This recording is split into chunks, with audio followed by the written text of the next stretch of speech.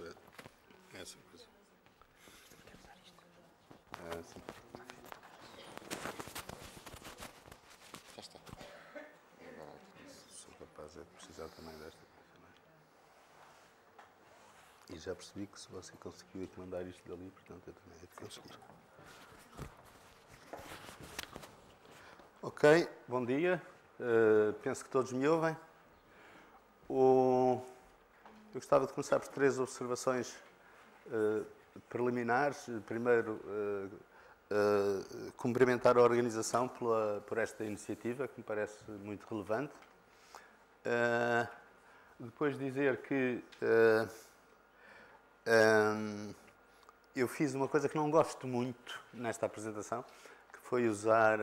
vocês verão que há mais transparentes e mais texto do que aquele que eu normalmente uso e do que aquele que eu gostaria.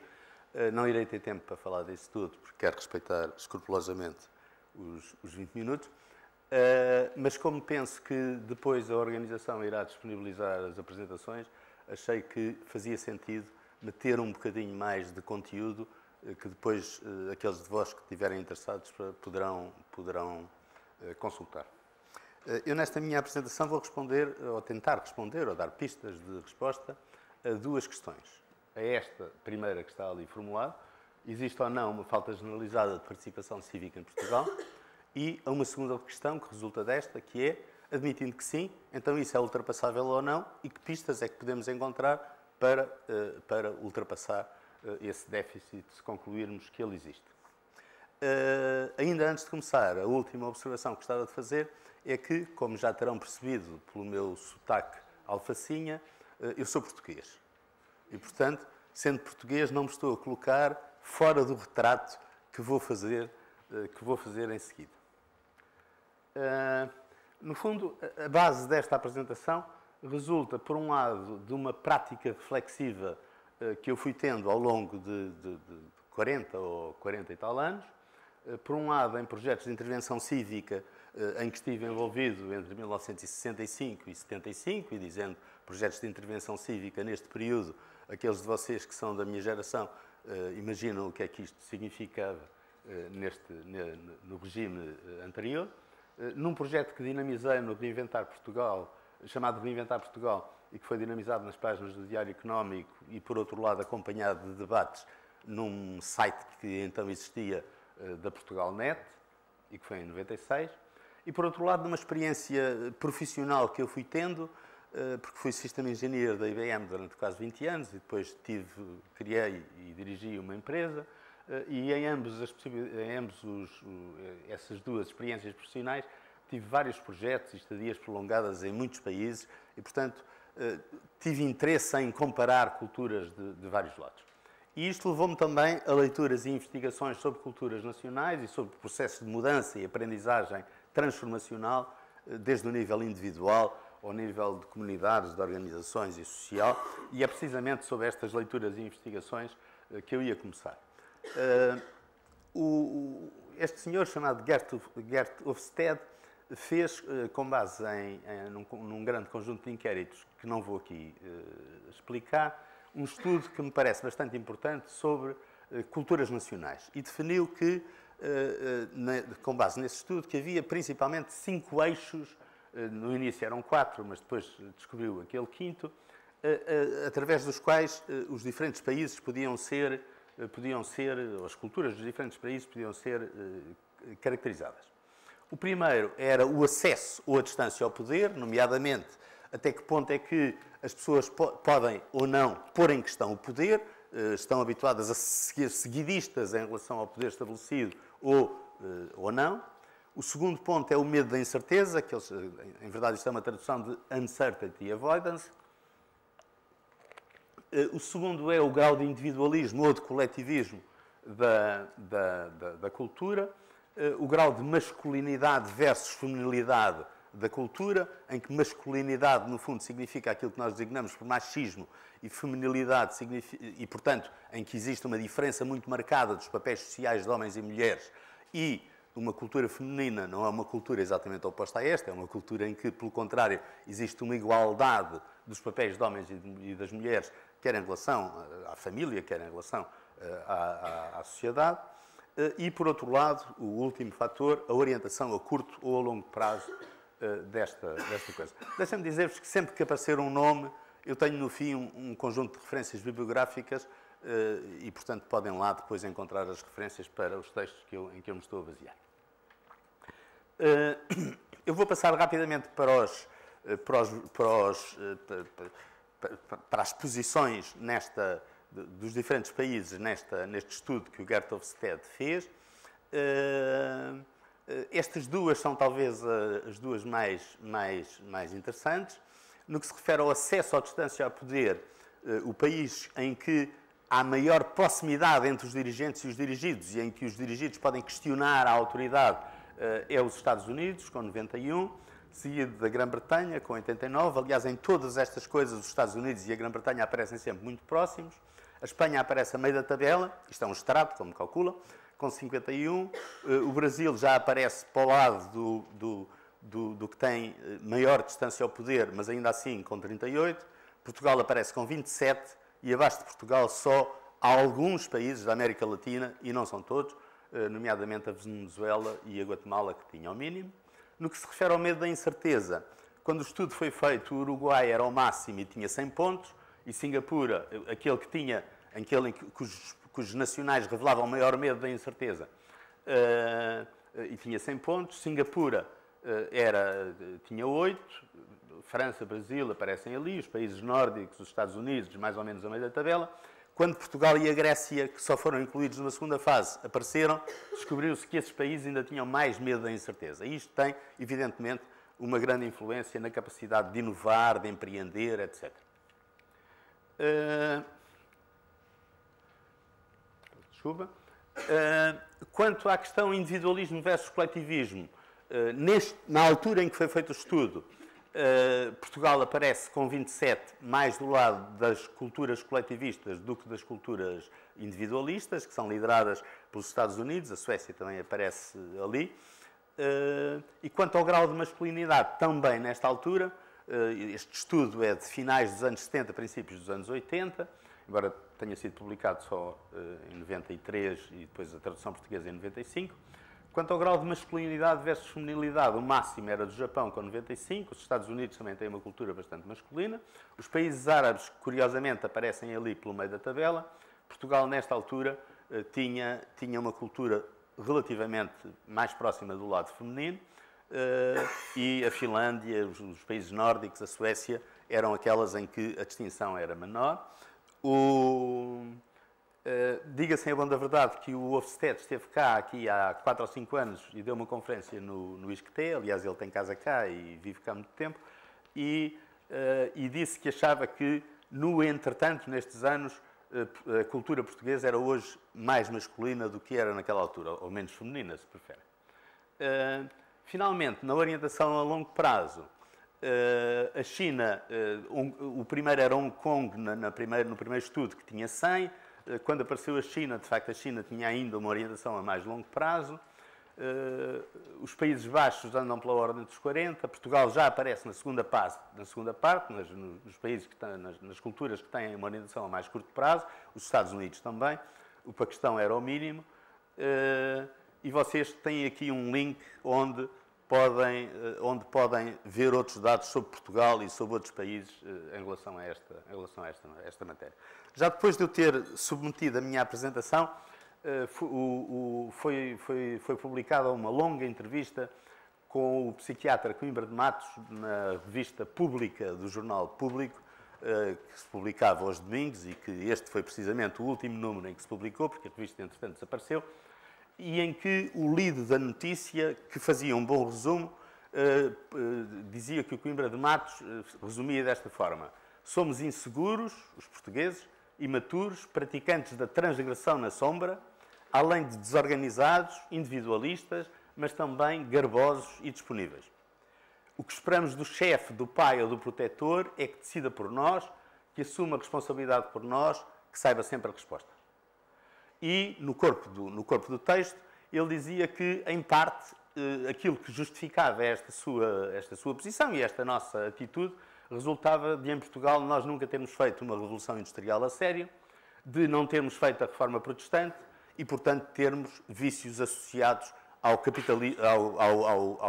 catolicismo que os países protestantes, de alguma forma, ultrapassaram. E, portanto, há a pergunta, existe uma falta generalizada de participação cívica e civismo em Portugal? A minha resposta é afirmativa, sim, existe. Eu vou dar só alguns exemplos, entre muitos, que depois vocês podem ver. Existe uma grande falta de sentido cívico nas relações interpessoais. O exemplo típico, para mim, é a condução automóvel.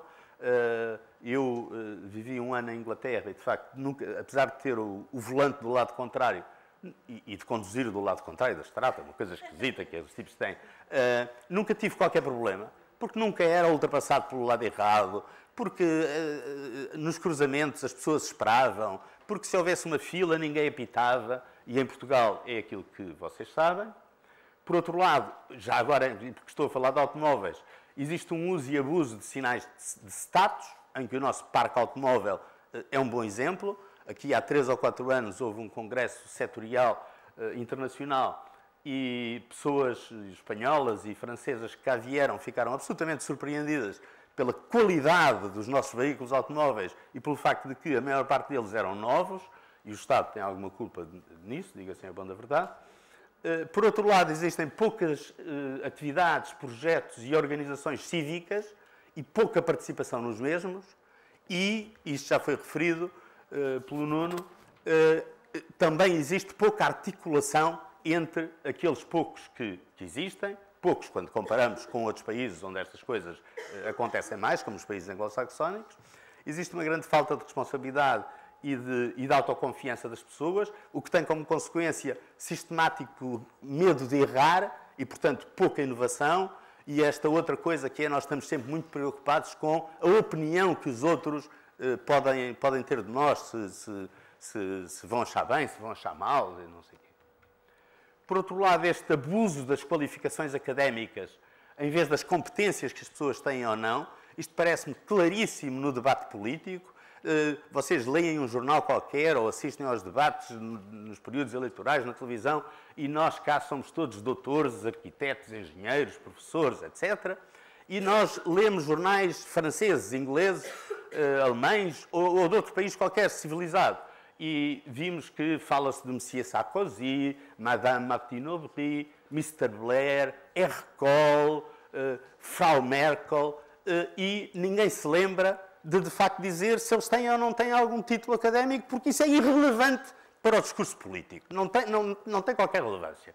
Ou seja, um grau de advocacia, de engenharia, de economia, um doutoramento em química quântica, que é por acaso o que a senhora Merkel tem, ou um posto académico, são irrelevantes em política e não provam que a pessoa seja um bom governante, um bom gestor ou um bom líder. A minha interpretação é que, de facto, nós fizemos uma má revolta, uma má revolução republicana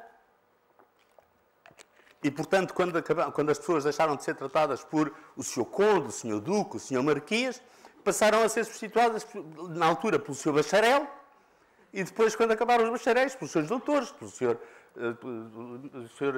Engenheiro, etc.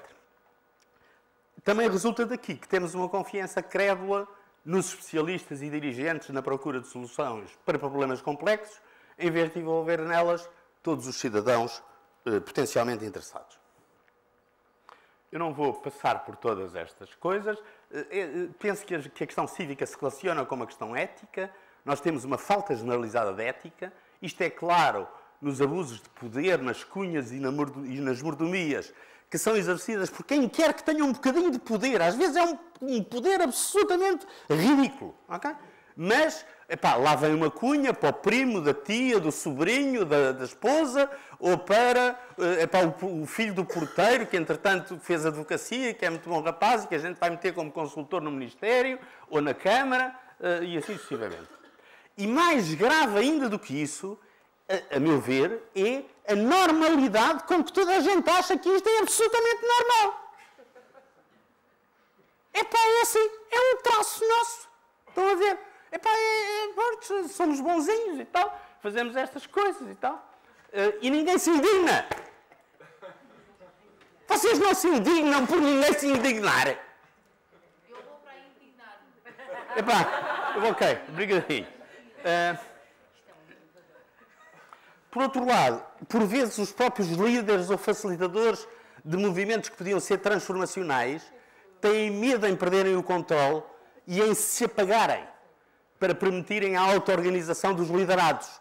E, portanto, criamos também mesmo, às vezes, no seio desses movimentos, exercícios exagerados de poder que dificultam a auto-organização. Por outro lado, uma outra coisa, e acho que termino com esta, é nós estamos sempre todos muito preocupados com o ensino.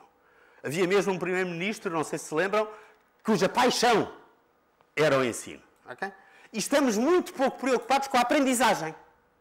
Com a aprendizagem que podem fazer os estudantes na escola, com a aprendizagem que eles devem fazer de aprender a aprender, para poderem continuar a aprender ao longo da vida, porque a vida deles não vai ser, com certeza, a vida que nós temos hoje. Vai ser, nós estamos a preparar gerações para um mundo que não fazemos a mínima ideia como é que será. A única certeza que temos não é como é hoje. Tal como o nosso já não é como eram os nossos pais ou os nossos avós. Por outro lado, também existe esta convicção de que a baixa produtividade do país se deve à baixa qualificação dos trabalhadores, quando não à sua preguiça. E nunca ninguém pensou que estes mesmos trabalhadores portugueses, quando vão para o estrangeiro e são bem geridos, têm logo uma elevadíssima produtividade. Ou seja, o que nós temos é maus gestores, maus dirigentes. E, portanto, como é que podemos ter produtividade? Enfim, haverá algumas exceções, eu admito.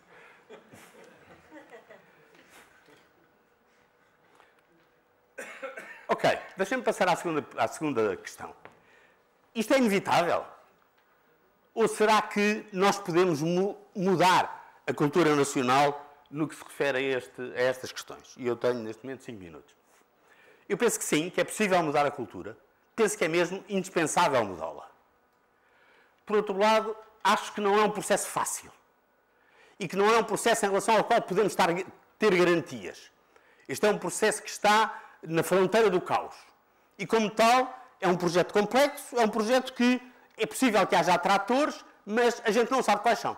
Basicamente, há 2 grandes atratores, que é um estado nascente ou regressarmos ao estado anterior, okay? Que é o que normalmente acontece. E, portanto, para ser possível, isto exige, na minha opinião, e é nesse sentido que eu acho que esta nossa reunião que nós vamos ter aqui durante 2 dias pode ser muito importante. Existe uma multiplicidade de iniciativas que sejam profundamente transformacionais, revolucionar parece-me um bom termo, e, por outro lado, existe a sua articulação que produza uma mudança do paradigma civilizacional da nação.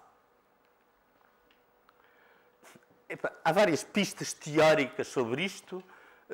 O Alberoni escreveu um longo, que é mais conhecido por outros textos, escreveu um longo texto chamado Gênese, sobre a gênese, sobre o estado nascente dos movimentos civilizacionais, o cristianismo primitivo, a Revolução Francesa, a Revolução Americana, a Reforma. Ele analisa com bastante detalhe vários destes movimentos e mostra como é que estes movimentos puderam criar paradigmas culturais e levaram à interiorização de paradigmas culturais profundamente transformacionais em relação ao seu tempo.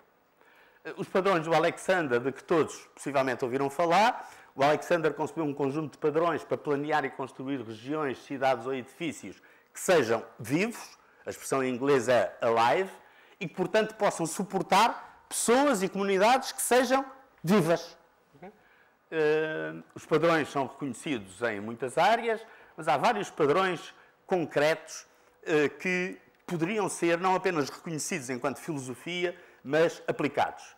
Por exemplo, no que se refere ao ensino, que é uma matéria que me é cara, o padrão 18, Network of Learning, o padrão 43, University as Marketplace, e vários outros do grande volume chamado A Pattern Language, que ele publicou, vêm nesse sentido. O Naisbitt, em 1985, dizia uma coisa que eu acho que podia ser dito hoje. Estamos a viver uma das raras épocas da história em que se encontram presentes 2 elementos cruciais para a transformação social: novos valores e necessidade económica. Por outro lado, o Charles Ende e outros autores mostram que quando nós estamos numa certa curva de desenvolvimento, essa curva atinge um pico, um máximo, e depois começa a declinar.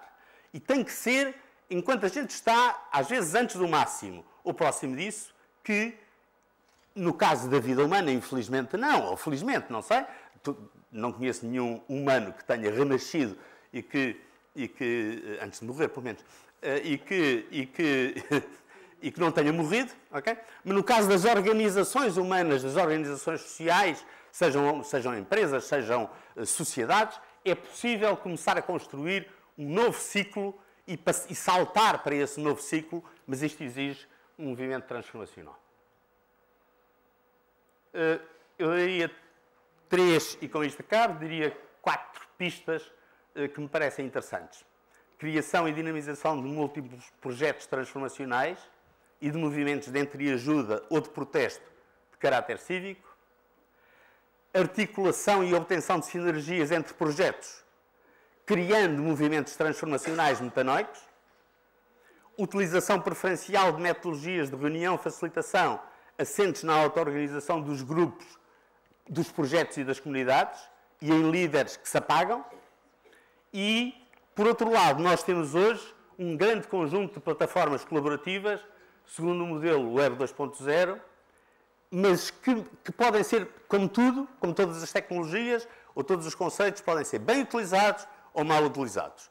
E eles serão mal utilizados se cada movimento criar o seu e disser e agora venham aqui que nós temos o nosso. Okay?